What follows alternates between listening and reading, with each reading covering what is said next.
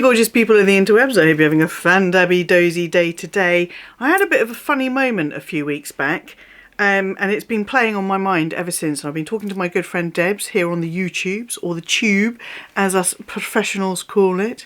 No one calls it the tube. It has been playing on my mind, so I thought, let's have a chat about it. I'll chat with you guys about it as well, and we'll see what we come up with, see what we think.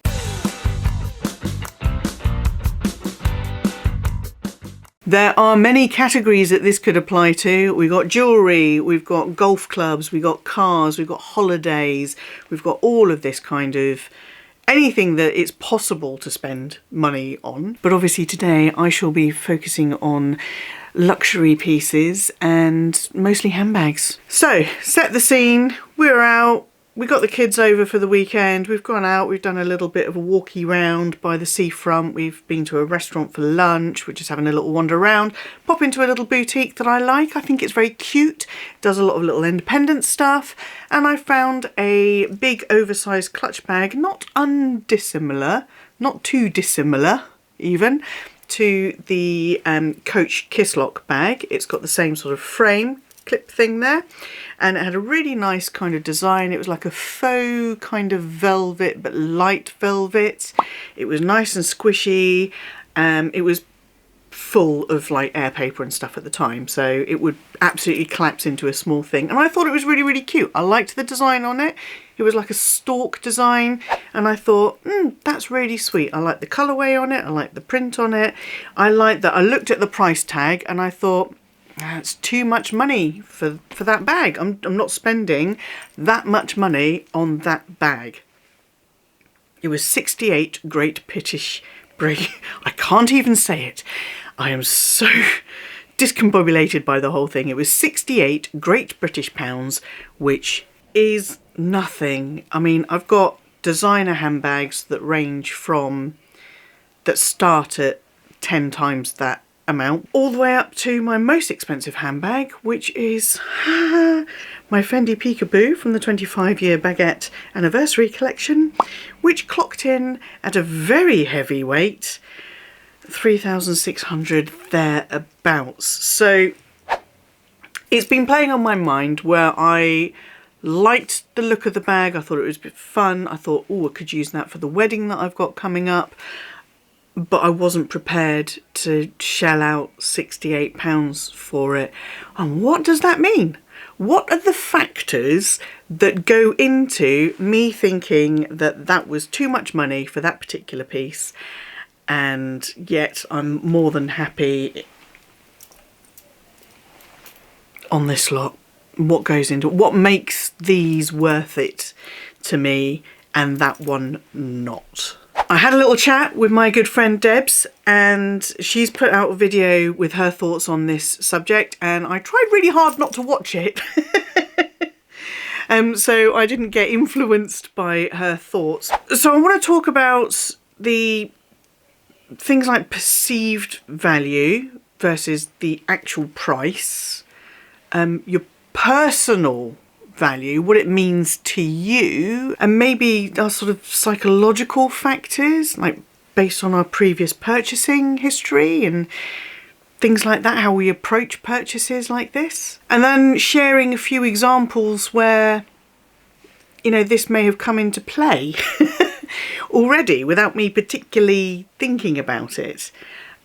I will start off with the perceived value versus the actual price, because you can't be in the luxury sphere, YouTube, Instagram, the luxury socials, in this kind of niche, and not be hearing about things like quality issues and how all of that kind of stuff seems to be going downhill with the big luxury brands that we've grown to love and grown to trust. And yet we haven't really pulled away from buying from them. So the prices have been going up over the last sort of 5 years, like ridiculously, almost exponentially. And at the same time, we're seeing the quality nosediving, and yet we still buy. Every time there's a big price hike, there's conversation about, right, it's time to boycott Chanel, Louis, you name it. Time to go, time to move on, leave them behind, let's go and buy something a little bit more affordable. And yet we still go and buy from those big brands. So a perceived value versus actual price. If the quality is not there anymore, what is it that we're buying into? And I think a lot of it is buying into the allure of luxury. Maybe, sometimes, I don't know, I'm just a person with a camera.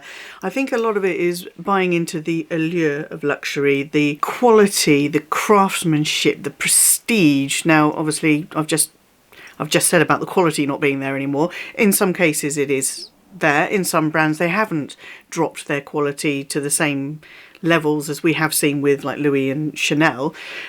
So I think we still buy into that because that's what made those brands big and trustworthy and luxury in the first instance. Spend more on something that will be better made, better designed, better quality and last forever. Instead of buying lesser quality things that are cheaper but would wear out and you'd have to keep replacing them over and over and over and over again. So that for me is back in the day.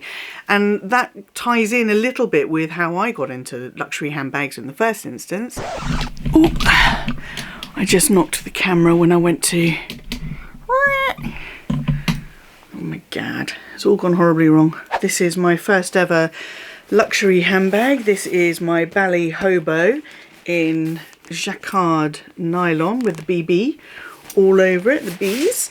This was my first ever luxury handbag. That was my first ever luxury handbag. I had been around luxury handbags. My stepmom's always been into them. This is my first one. This was my 21st birthday present from my stepmom and my dad. And, you know, I'm 50 at the end of this year. So she has lasted. And this for me was a prime example of why I bought into luxury handbags, because I knew this thing was going to last forever, and it has lasted forever. And apart from a tiny bit of scuffing on the leather piping, oh my God, I can't believe how good this bag looks.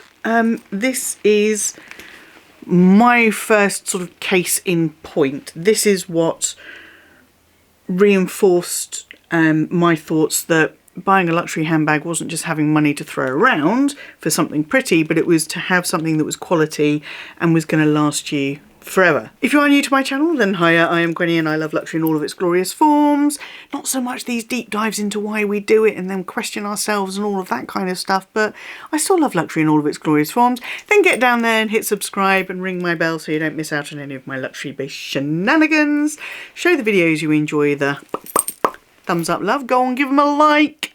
And don't forget to follow me on Instagram, where I share my luxury outfits of the day and all that kind of stuff. And on the flip side of that, you've got the more affordable pieces, which are cute, functional, but lack brand recognition, which I think does also play into that allure of luxury. And then you've got your personal value perception. What is important to you? For me, and for a lot of my friends here on the YouTube, the brand history, the brand heritage says something to us deep inside. It's one of the things that we find really engaging, a big draw to those particular brands. And I think it's why some of us are more drawn to some brands and stay with them, and others, you know, they're just not important to us. So for example, for me, Louis Vuitton, I have always loved Louis Vuitton, but I do feel like I have always loved Louis Vuitton for the travel aspect. So I've got my Horizon 55, which I absolutely love. I've got a few other travel pieces, passport holder, packing cube, all of those kind of little bits and pieces. So my personal perception is Louis Vuitton, to me, is a fabulous brand if you want to travel with it. They are known for their travel pieces. It's where they began, and handbags and things like that, ready to wear and everything else, all came off the back of that. And I think that's what it is that calls to me, particularly with Louis Vuitton. And up until the point where I bought that Horizon 55, I was looking for a carry-on and I was umming and ahhing, and I was looking at some for £150, £350, and I was like, oh, I don't want to spend the money on that. £2 grand. and perfectly acceptable. We are we're heading into summer now, and with summer comes summer bags like raffia bags and stuff. I have this J.W. Anderson crochet bag. It's not raffia, it's crochet, so still really only summer appropriate. He's a fish. I love him. He's Terry the Turbot. He's not a turbot, but we've called him Terry the Turbot anyway. That was a gift from the line. It was something that I saw, I loved. It's quirky, it's fun. It was about £350, so it wasn't mega bucks. This is a raffia bag that I bought last summer. I saw the Lido collection by Gucci and I fell in love with this. I've never been a huge fan of the Marmont leather bags, but this one, absolutely, she got me good. She got me good. And this was about, I think this was £1,700. This is my first raffia bag. I've seen them on the high street. I've thought, I should probably get a raffia bag for summer, get something a bit summery. But I haven't wanted to spend the 30, 40, 50, £100 on one. Slap a Gucci logo on it, 1,700 quid. Boom, she's coming home with me. So what is that all about? I do rate Gucci as a brand, and while I don't equate it with things like travel in the same way as I do with Louis Vuitton, I mean, Gucci has been in my life for a really, really long time. Gucci and Louis Vuitton were my stepmom's two favourite brands. And so I've been exposed to both of those brands for 40 plus years. And I have seen how they've worn and all of that kind of stuff and how usable the pieces are.